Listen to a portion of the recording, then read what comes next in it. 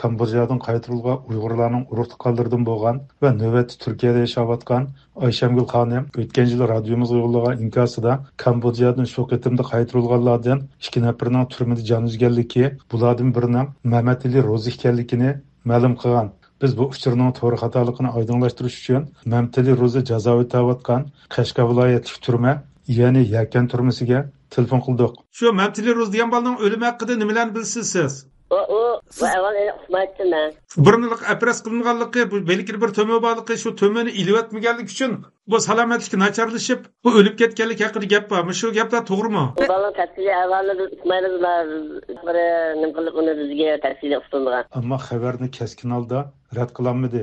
Ya'ni siz Qashqa viloyati turmida Yakan turmasida ishlaysiz, ammo Mehmet Ali Ro'ziniki bu o'lim sababini uqmaysiz. Shundaqmi? Nima uchun o'lganligini bilmaysiz? Endi bilmayman. Ama o'lganligidan xabaringiz bor, shundaqmi? Shunda. Ama nima uchun o'lganligini bilmaysiz? Bilmayman.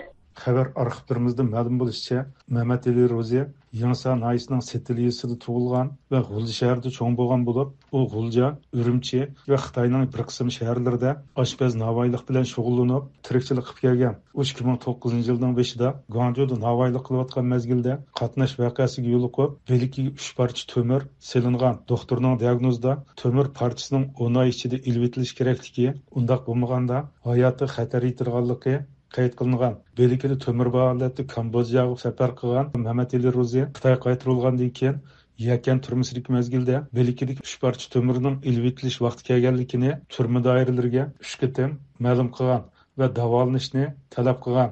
Ammo doiralar bu talabga parvo qilmagan. Bu ahvol 2011-yildagi aniqlashtirimizda turma boshqarish xodimlari tomonidan tovandikicha dalillangan. Siz ham hozir shu turma boshqarish idorasining mas'uli bo'lasiz. Mehmet Ali Ro'zining qo'lidagi to'mirning ishini bu qanday o'ylashdinglar sizlar? Bu sizlarga bu qanday inkas keldi? Qanchalik xabaringiz bor sizning bu ishda? Biz xabarni bilmaymiz. Ham shu g'ambarni kelayotmaganligini bilaman. Uni boshqa chiqib o'zgartirgan. Shu gumatonga bizning minimumda g'ambar batı vaqtim az qoldi elektrika degan chiqdi. Avval kim shundayni gapirgan. Kim bizning akagandan keyin Bizde çıktım. Şu gambanın elektrikte mesela tasarrulatı doğru hazır sektörde takılıyor. Bizden bilişimizce 3 katım iltimas qıptımız gambanın elektrikte doğrusida. Sizin kaç katımlıktan haberiniz var? Ben bir katım algan. Ondaqda Mehmet bunu gambanın elektrikini qo'ygancha kimga deydi bu gapni? Birinchi o'ylab deydigan yer qayerga?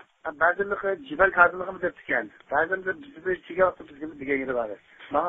Ben bazı bir katım algan. Sizlar ma'lum qilmadingizmi? Mana yuqoriga munosabatli yerga ma balmonga qo'lda manda to'mir bor. Bu qaysi o'ringa ma'lum qildinglar? Sizning ma'lum qilganingiz qayerga? Birinchi o'ylab. Bizim şu başlıkla haberi vardı bundan. Başlık degan chaqsiz qaysi idorasi? Men viloyat Guangzhouda. Siz viloyat Guangzhou'niki shu turma boshqarish idorasi bo'lsiniki. Bizim bölümler şu turma boshqarish bölümü. Ama hozirgacha o Mehmet Ali Ro'zining o qo'ldagi to'mir haqida uni elib o'tirgan, davolaydigan hech qanday bir tadbir bo'lmadimi? Yo'q. O o'zi yolg'iz turibdi, Kambojaning kayali bilan birga turibdi, o'zi yolg'iz turibmi, ayrim turibmi? Şunun özden yalnızlık önemli birisi sorsak bulmaydı kaydı bo'lsa. Çünkü anında başkalarının bile başkalarının uğraştığı bile turup da. Türkiye'deki muhacir Ayşemgül Hanım'ın ötken yılı deyişçe Mehmet Ali Ro'zining ayoli Gulbar Sodiq yo'ldishining belkilik to'mirini og'zib yutish haqida Urumchi va Qashqardagi aloqador organlarga berib talab sungan. Hatto doktor chiqimini o'z ustiga oldiganligini bildirgan bo'lsa-mu, hech qanday natijaga erishamagan. U G'uljadan Qashqarga 4 farzandini ilib, 3 qitim kelibmi yo'ldishi bilan ko'rish fursatiga erishamagan. Deyilishicha Mehmet Ali Ro'zining ayoli murojaat sunganda to'mirning ilingan vaqti muddatdan 10 oy eshib ketgan bo'lib, shuningdan keyin doiralarning Mehmet Ali Ro'zining belkilik to'mirni kechikib bo'lsa-mu ilvatgan yoki ilvatmaganligi ma'lum emas. Ayşemgül Hanım'ның deyişçe, Mehmet Ali Ro'zining urug'tuqqanlarining ko'pinchisi Yangisaning Setiliyasida o'ltirishlik bo'lib, uning o'lim xabari ana shu urug'tuqqanlarga yetkazilgan. Ayoli Gulbar Sodiqmi bu o'lim xabarini yo'ldishining Yangisadagi tuqqanlaridan uqqan. Siz bu hamda şu Mehmet Ali Ro'zining ayoli Gulbar bilan so'zlashgan vaqtingizda şu to'mir to'g'risida, belikilik to'mir to'g'risida nima degan, nima deb bergan sizga? Doktor nima debdi ekan şu Gulbarga? Vaqt ilatmisi qo'ldiki, nima qo'l kesidi debdi, shu bir qo'lni kesib to'g'ri keldi deb boshlab degan. Ko'rmoq. Shu bir yil nima vaqtda muddatda bir yilga ishga bo'lmaydi. Qadashimda deb degan hamda. Setiliyasidan telefonimizni qabul qilgan bir amallık müdürü Mamtili Roz'ning turmada o'lganligini eng dastlabki jamiyatda uqqanligi. Ha, siz ma bir amallık müdürümü? Ma Settildiki bir kanitniki amallık müdürü, şunaqmi? Ma Mamtili Roz degan balniki bir ahvol haqida ma'lumot oladigan to'q. Kambodjadan qaytirib kelingan. Jamiyat Qashqarlimatda. Bu sizlarga jinsli tarmoqlardan bir ma'lumot bermidin bu? Sizlar o'zingizning tavallikidagi odam bo'lganlik uchun. Yo'q, bu konkretni taqimda boshqarlash bo'lmadi. Bu vaqtda bu jamiyatda anlig'inglar nima? Jamiyatdan anlig'imizda shu turmada o'ylab ketishdi. Niyatni oldik. O'lim sababi haqida nima gaplar bor jamiyatda? O vaqtda boshqa gap so'zni olmadik. Endi Qashqarlanmaganiga gaplashqasini.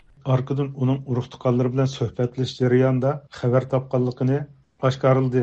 Siz buni jamiyatdan tutgan chog'da shu xizmatdoshlaringizdan tutdingizmi yoki oila tobatini tutdingizmi? Mamtili Rozning sherik urug' tuqqanlaridan. Buni biz shu aqlashib olgan masalaga. Shu basak aşağıdaki kadrlar dedi. Undaqda shu kadrlar shu Mamtili Rozning oila tobatlariga uqtirayotgan gapmi shu o'lim xabarini? Bunda bevosita madamda shunda uqtirish qilmadi.